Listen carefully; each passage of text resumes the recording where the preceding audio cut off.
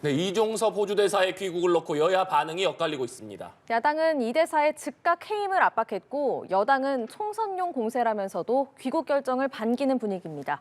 국회 취재기자 연결합니다. 신현정 기자. 네, 이종섭 호주 대사의 귀국 소식에 더불어민주당 일부 의원들은 새벽부터 인천공항으로 달려가 이 대사의 해임과 윤석열 대통령의 사과를 촉구했습니다.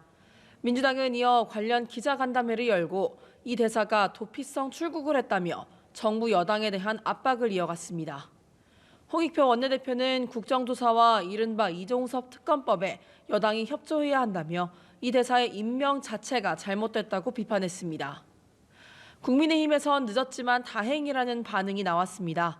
이용호 의원은 MBC 라디오에서 선거 초반 지지도를 다시 회복할 것이라고 기대했고 박성중 의원은 굉장히 순리대로 잘 되고 있다고 평가했습니다.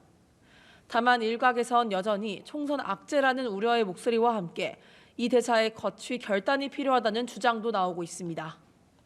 안철수 의원은 CBS 라디오에 출연해 시기가 늦어서 기회를 놓쳤다며 민심의 역풍을 우려했고 김태우 의원은 SNS를 통해 귀국 즉시 사퇴하고 민간인 신분으로 수사를 받아야 한다고 밝혔습니다. 네, 신 기자, 오늘부터 총선 후보자 등록이 시작됐는데 한동훈 비대위원장은 대구를, 이재명 대표는 광주를 찾았네요. 네, 그렇습니다. 오늘부터 이틀간 실시되는 중앙선거위 후보 등록을 시작으로 총선 분위기가 더욱 뜨거워지고 있는 모습입니다. 한동훈 비상대책위원장은 오늘 보수의 심장으로 불리는 대구와 경북 경산을 찾습니다. 조태우 후보와 최경환 전 경제부총리가 무소속 출마를 선언한 지역을 찾아 지지층 결집을 호소하려는 건데요. 한 위원장은 다음 주 박근혜 전 대통령을 예방하기로 해 총선을 앞두고 텃밭 다지기에 나선 모습입니다.